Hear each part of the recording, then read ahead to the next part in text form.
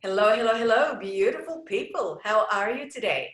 Today is another podcast episode of Relaxing Raunchy Relationship podcast, and I am accompanied by a superstar guest from the land far, far away from a home called Noosa in Australia. Because I'm in Sydney, I wish I can be in Noosa right now, but anyhow. My guest is Damian Murdoch.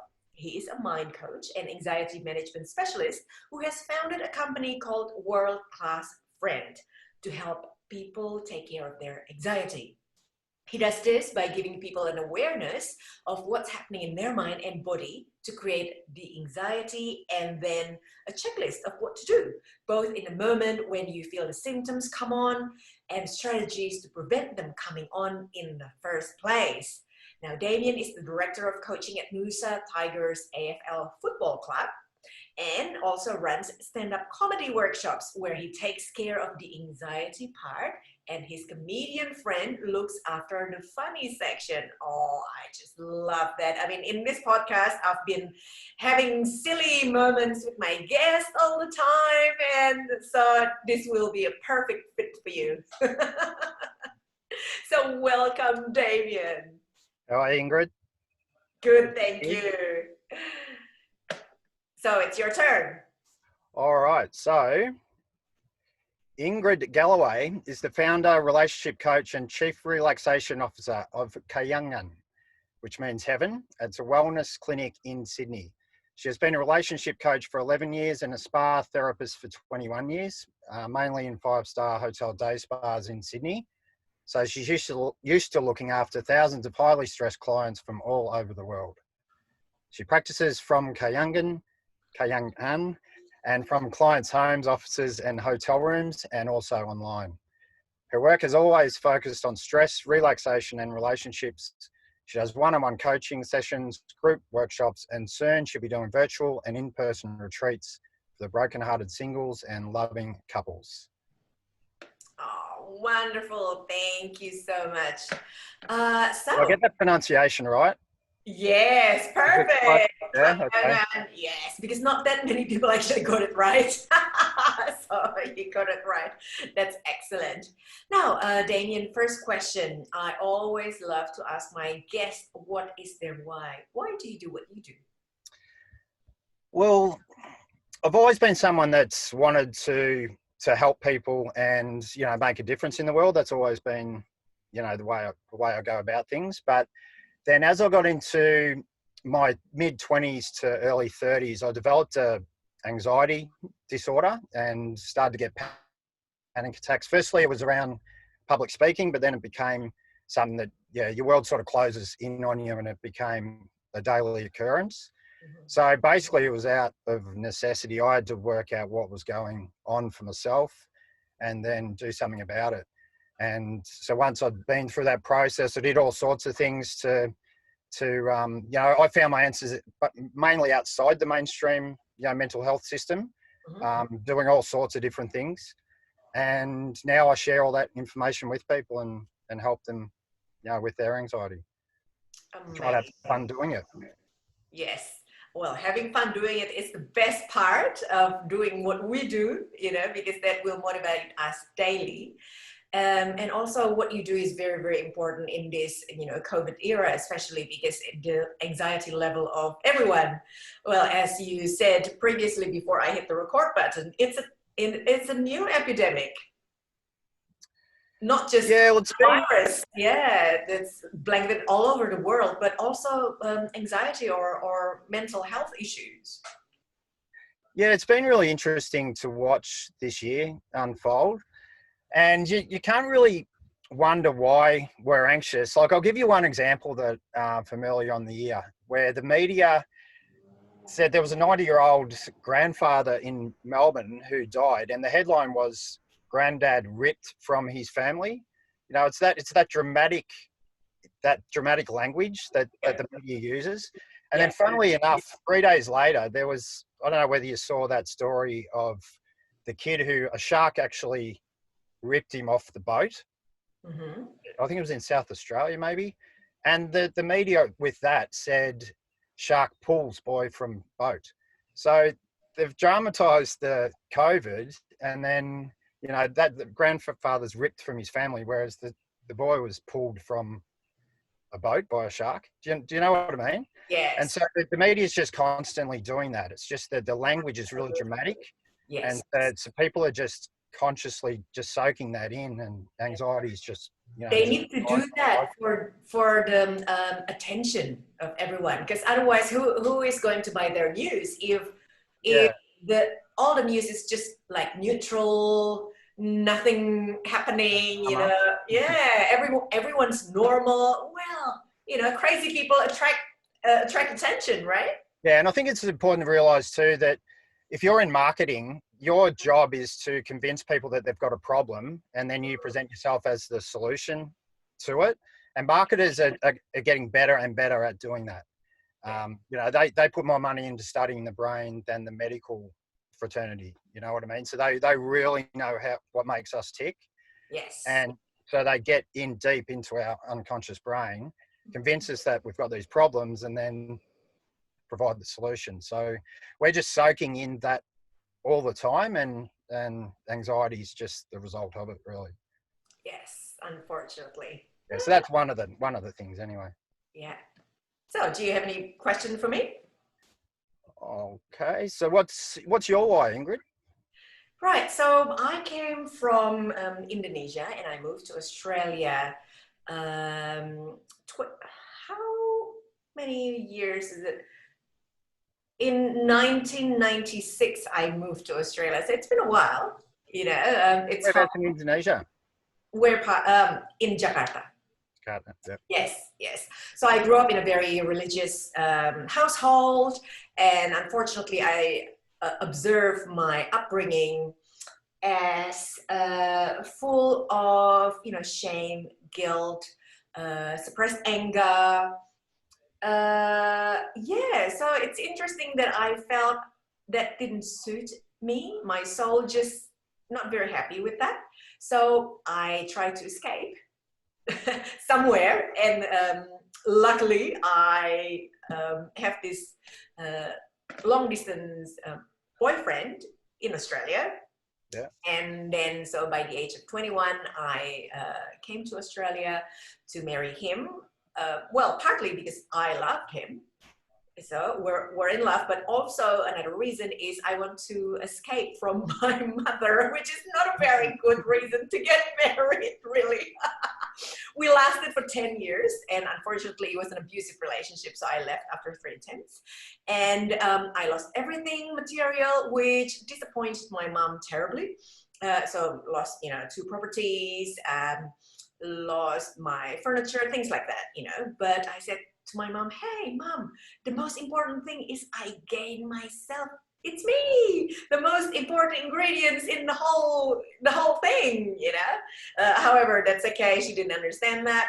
But in my healing journey, I went to see a couple of therapists. I went to several self-development seminars. I went back to college to study counseling and life coaching, and straight away I knew that I would be a coach, not a counselor. And straight away I knew that my niche would be in relationship. Yeah. So, and then, you know, I have 2 beautiful kids from my second husband. We've been married for 12 years now. Hopefully, sorry? How old are the kids? One is 10, one is 6. Yep. Yes. So we're very happy together. And unfortunately, though, you know, in the moment of creating kids, I suffer from pre and postnatal depression. So, you know, all this roller coaster journey, you know, depression and anxiety from my separation, divorce, and happy again, meeting a new person, getting married, and then down to postnatal depression. Yeah, so it's not easy. However, it definitely create an inspiration for me to help others in a similar sort of predicament. And if I can be the source of inspiration or support system of someone that may be brokenhearted, or maybe they're not so loving couples, then, you know, I'm on purpose. So That's great. It's my wife. Cool. Wonderful. So next question, I am interested to know 3 tips on overcoming anxiety, especially for men, because I do love men as well. Yes, I know I have a lot of women in my tribe, but I absolutely love men. They are half of my clientele. And yeah, I definitely want to increase their level of mental health. So share with us. All right. So the first tip I would give, and it applies to anxiety, but also applies to the depression you've just talked about. It applies to anger, all sorts of emotions. It's important to realize, I think, that any emotion is just a bunch of chemicals. Mm-hmm. So it's about getting to know what causes the release of those chemicals. And when I talk about chemicals, I'm talking about hormones and neurotransmitters such as dopamine, serotonin, cortisol, adrenaline, testosterone. They're 5 of the most well-known ones, I suppose. But it's a different bunch of chemicals that put you into an anxious state as it is to put you into a happy or confident or powerful state. So it's about getting to know the release of what causes the release of those chemicals, and that happens both consciously and unconsciously. So does that make sense? Yep. Yep. Yep. So as far as taking charge of that, that brings me to tip 2. So to consciously we can use our mind, our conscious mind, what we're thinking about, to take charge of the release of those chemicals. Mm-hmm. And there's 3 ways to do that. One is to use your physiology, so your body language. So I'm talking about things like breathing, posture, movement.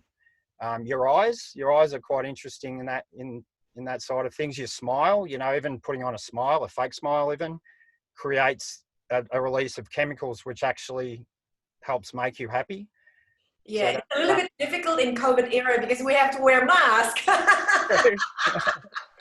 but you can smile under the mask, can't you? Smile. You can smile under the mask. Yeah. But it's funny. It's funny. One of the things is, if you even put a pen or your finger in your mouth, it creates that shape of a smile, and your body reads that as you being happy, and so it will release chemicals to support that. So that's an example, and we can use it. There's another thing called an anchor, which is really interesting, where you anchor a trigger into your nervous system, and when you set that trigger off, it puts you into a certain state. So that's how you use your body language to take charge of your emotional state. The second way is your self-talk. So it's what you're saying to yourself. Now, with anxiety, depression, we tend to be very hard on ourselves with our self-talk. So it's about taking charge of the release of that self-talk, because your body is listening to what you're saying to yourself in your head, and it's releasing chemicals in response to that. So does that make sense? Yes. Yeah. So it's about getting to know, what those voices are in your head, who they are. That's a really interesting and fun process. And then just lightening that self-talk up. And that's, funnily enough, with that, the stand-up comedy workshop, that's a part of what that's about. It's actually learning to find the amusement in your anxiety and just lightening that self-talk up in your head. So that's it's just a really fun process to go through too. Yeah. And then the third way, though, in comedy, if I may comment, a lot of comedians use say, for example, they're fat, right? And they flip it to making fun at themselves about being fat, for example. Yeah, yes, they produce good comedy. the first thing you learn when you learn stand-up comedy is, you basically write a list of all the things that all the weird stuff about yourself, all the things that you try to hide from people, or you make a list of those, and the other people you're learning with do the same thing, and then you share that, and it's quite a bonding experience. It's really fun because you learn that everybody's got this stuff. Everyone's got this stuff there that they think's weird about themselves, or and so you just learn to laugh about it with each other.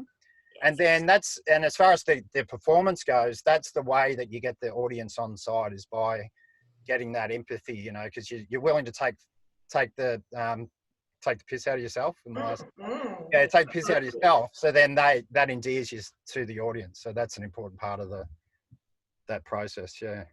Yeah, wonderful. So what's your tip number 3? The third part of that the three ways to take charge of your emotional state is your focus. So it's your physiology, your self-talk, and your focus. So with anxiety, if you think about the structure of anxiety, it's taking your mind out into the future and imagining bad things happening. So that's what anxiety basically is. Mm. So it's about going through I've got a 3-step process to actually take charge of that mind movie, or, you know, that picture that you're holding in your head, and get it back onto something that you want and focus on that. So it's a good thing to have, you know, whether you focus on long-term goals or whether you're going into a job interview, you know, you have the outcome that you're after and you Yes. focus on that, and then the person that you need to be to make that come true. And then the third thing is taking an action toward that. So does that make sense? It's what you want, who do I need to be to get that, and then what action can I take? So that's the focus part of it. Amazing. Well, thank you so much for sharing those. All right, and Very, that's very the useful. second tip. So the third tip, I'll be really quick. The third part is the unconscious part. So it's getting to know, we're talking about an emotional state. So what's actually triggering you into that emotional state in the first place? Mm-hmm. And that goes back to your beliefs being triggered, and then the way that you're interpreting the events of your life as you're going through your day, you know, the meaning you're putting on things. So that's where the really big change work happens, is when you get to those beliefs and those interpretations and take charge of them. Amazing. So that's my Very, 3 tips. very useful tips. Yes. Okay, so what's your 3 tips with what you do? Yeah, 3 tips on relationships. I think today I will talk about anxious single men looking for love. Number 1 is do your inner work, I will say. So build your confidence by removing your past baggage. You did mention about, you know, some beliefs, limiting beliefs from your parents or your past conditioning can be very, very strong. It's like the anchor. You've been brought up by these things, you know, and you become them, unfortunately, whether you're conscious about it or not, you know. So build your confidence by engaging with a coach or a counselor, so then you can become clear, you know, so you clear your baggage, you become clear, and energetically you become a magnet for a new loving partner, right? So I'm not a dating coach, but I'm a relationship coach, but these 3 things that I'm about to share with you, you can relate, definitely you can relate. So number 2 is stop judging yourself and others.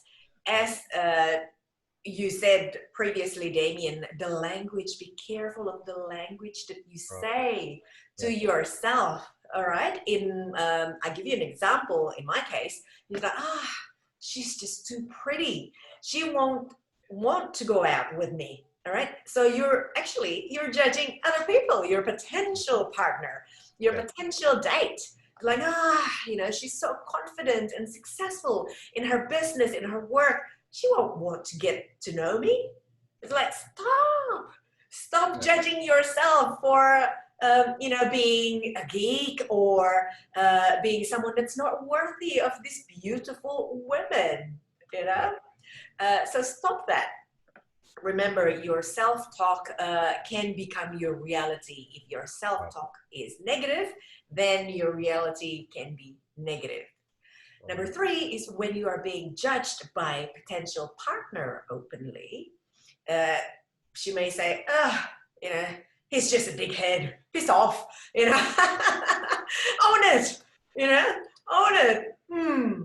Yeah, I can be a dickhead sometimes, you know, like maybe I can change that. So next, you know, the more that you can own every trait on this planet, the faster that you can move on from unwanted criticism. That may crush your confidence, that may create your anxiety. You know, so own it. Say, for example, I can be a very generous person, but someone else can say, oh my God, Ingrid, you're so stingy. And I said, actually, yeah, I can be very stingy, depending on what things, all right? Yeah, I own that, no worries. You know, so the more, like every trait, you know, like, oh my God, Ingrid, you're so impatient, said my husband. And I said, actually, yes, but I can be also very, very patient, you know, especially with kids, you know, when you are impatient with the kids. I'm, on the other hand, can be very patient with the kids, for example, but very impatient in something else. Say if someone say bullshit things about something, then I become very impatient. So owning your traits. Yep. Yeah, so that will be helpful. And now we come to the fun part of the podcast. Damien gave me two very interesting statements.